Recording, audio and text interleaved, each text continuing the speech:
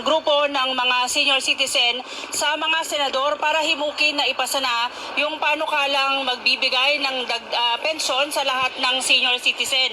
Giit nila 8 buwan nang nakapending sa mataas na kapulungan ang naturang panukalang batas pero hindi pa rin pinagtitibay ng mga senador. Mahalaga daw ang pagpapatibay ng panukalang ito para tugunan ang pangailangan ng mga senior citizens lalo na pambili ng kanilang mga gamot.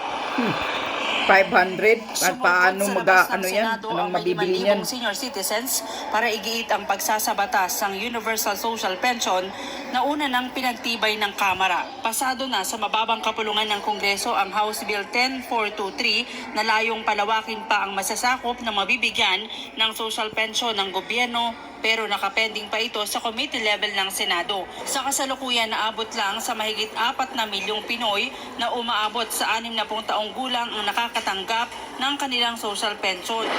Yung magkaroon ng pension ang lahat ng mga nakatatanda. Wala nang pili-pili, wala nang lista-lista, basta lahat 60 years old pataas. Mayaman ka man, mahirap ka man, may pension ka man o wala, ay tatanggap na ng buwanang pension pag ito ay naisabatas. Nais sa mga mambabatas na hindi lang mga indigent senior citizens ang makatanggap ng pensyon, kundi lahat ng Pilipino na umabot na sa edad na 60. Yan ay bilang pagkilala sa lahat ng senior citizens anuman ang kanilang naging ambag sa lipunan. Kung maaprubahan, naabot sa 7 milyong senior citizens pa ang makakatanggap ng 500 pesos na buwan ng pensyon. Ang proposal namin, kasi itong mga indigents na 4,085,000 na tumatanggap na ng 1,000. So ngayon, para lang po makatanggap ang lahat ng mga nakatatanda, nag-umpisa po kami sa 500. Kasi yun lang po ang kaya ng budget. So, talaga?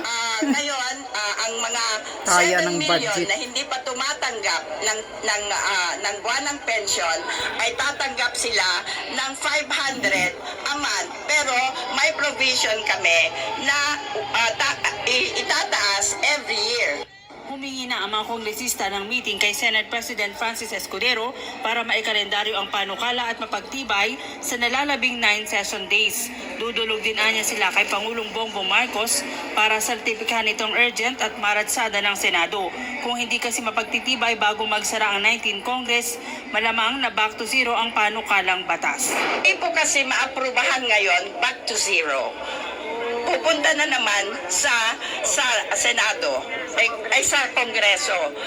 Baka mahirap na naman po ang proseso. Yan. Kilay. Senate President Chis Escudero. Ano ba ang ginagawa mo? Bakit pinapatulog mo itong universal pension na dinudulog na kayo na lang dyan? Ang hindi pa kumikilos, 8 months na daw nakabinbin sa inyo sa Senado. Ganito ba, Kilay? Pag kapakanan ng mga matatanda ng taong bayan, pinapatagal-tagal ninyo. Pero pag sarili ninyong mga budget o kung ano-ano man, investigasyon ninyo, ang bilis nyo pa sa alas 4 gumilos. Pero pag ganito talaga ang na-observe ko sa gobyernong ito, kapag yung mga panukalang batas na kapakanan sa mga ordinaryong Pilipino, pinapatagal talaga nila yun, pinapabinbin pa. Lalo na kung halimbawa yung mga ordinaryong Pilipino may mga benepisyo na nasa batas, talagang patatagalin nila to. Tingnan mo ito, sabi niyang representative na yan, 8 months nang nakatulog sa Senado hanggang ngayon. Escudero, ano bang ginagawa mo? Bakit hindi mo ito pagtuunan ng pansin? Mahalaga po ito sa kanila dahil itong mga senior citizen, lalo na yung mga indigent, umaasa lang sila dyan. 500 pesos nga lang. Diyos ko po, ano ba ang may bibili ng 500 pesos? Ni mga antibiotic or pang yung biogesic, ang mahal-mahal na ngayon. Talagang yan, gagawin nyo yan. Na lahat ng mga senior citizen, mayaman ka man or mahirap, as long na dumating ka na sa 60 years old, considered as senior citizen, kailangan walang pili, makatanggap. Sana man lang, ginawa ito ng 1,000 pesos. 1,000 pesos nga. Ilan, kunti lang ang mabibili niyan. Snack lang yan ng mga senior citizens yung 1,000 pesos na yan. Imbis na 1,000 pesos pala noon, ginawa na ngayon ng 500. Tapos pinatagal pa, nakabinbin pa. Alam nyo, mga mangbabatas, ito lagi ang iisipin ninyo, isaksak nyo, ikaw kilay, Escudero, saksak mo sa utak mo, na umupo kayo dyan bilang mambabatas sa Senado, ang iisipin ninyo lahat kapakanan ng mga ordinaryong mamamayang Pilipino. Dahil pinaupo kayo dyan, binoto kayo dyan, para mayroon silang mga representatives, boses sa pangangailangan nila. Pero anong ginagawa ninyo ngayon? Pinapatulog mo ng 8 months dyan.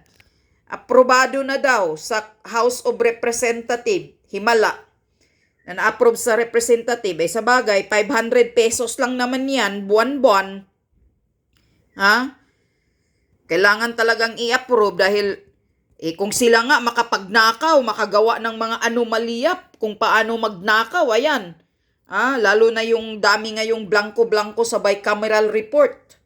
Ang daming blanco para pwede nilang palitan ng amount na gusto nila. Tapos itong 500 na universal social pension na dagdag sa mga senior citizen, pinapatagal pa. Ikaw kilay talaga. Kiskisan ko yung kilay mo, Anong ginagawa mo? Bakit mo pinapatulog ito ng 8 months dyan? Hindi ka pa kumilos agad.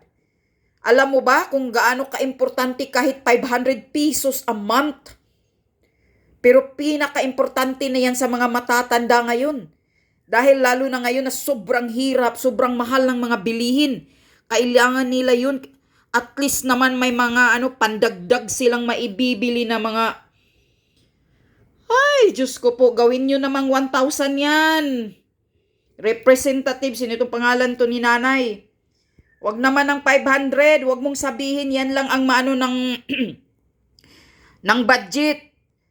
Ang daming budget na ninanakaw nga lang Pinasok lang sa bulsa ng mga congressman ng kasamahan mo. Tapos dito sasabihin mo yan lang ang maano ng makuha ng budget. Gawin nyo naman 1,000 a month. Dagdag sa mga senior citizens para naman, Diyos ko po, ngayon ang bilihin, wala nang mabibili ng 500 na yan. Pagkakuripot naman ninyo, pagdating sa kapakanan ng mga mamamayan, yan talaga ang na-observe ko, na itong gobyernong ito, pag kapakanan ng mga mamamayan, na para maaliwalas yung buhay nila, makadagdag sa pamumuhay nila, na mayroon silang maibili na kung ano-anong gusto nila. Napakakuripot ng gobyerno. Halos ayaw pang magbigay. Katulad ngayon, ang ginagawa sa PhilHealth na zero subsidy. Ano nang mangyayari sa mga matatanda na walang-wala? Na dyan lang umaasa sa PhilHealth. Wala talaga itong si Bangag. Si Bangag, tingnan nyo itong sinabihan pa si Tatay Digong na sinungaling. He is lying daw si Tatay Digong sa ginagawa niyang pagbulolyaso sa mga blanco-blancong bicameral report. Bangag, Marcos Jr. Authenticated Pulburonic Addictus. Ikaw ang pinakasinungaling na presidente sa kasaysayan ng Philippines history. Tandaan mo yan, Bangag. Huwag mong sasabihin na sinungaling si Tatay Digong. Ikaw ang sinungaling. Wala kang alam. Palibhasa, suyop ka lang, singhot ka lang ng singhot. Wala kang alam sa pinirmahan mo, hinayupa ka. Dahil tamad kang magbasa. Animal ka.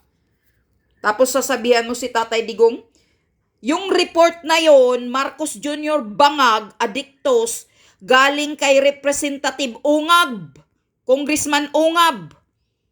Galing sa kanya yan, nakuha niya yan sa bicameral report ng Kongreso at ng Senado. Animal ka, sinungaling ka, ikaw ang sinungaling, pinakasinungaling presidente. Magkawatan kayong mga Marcos, sinayupa ka. Mag-resign ka na.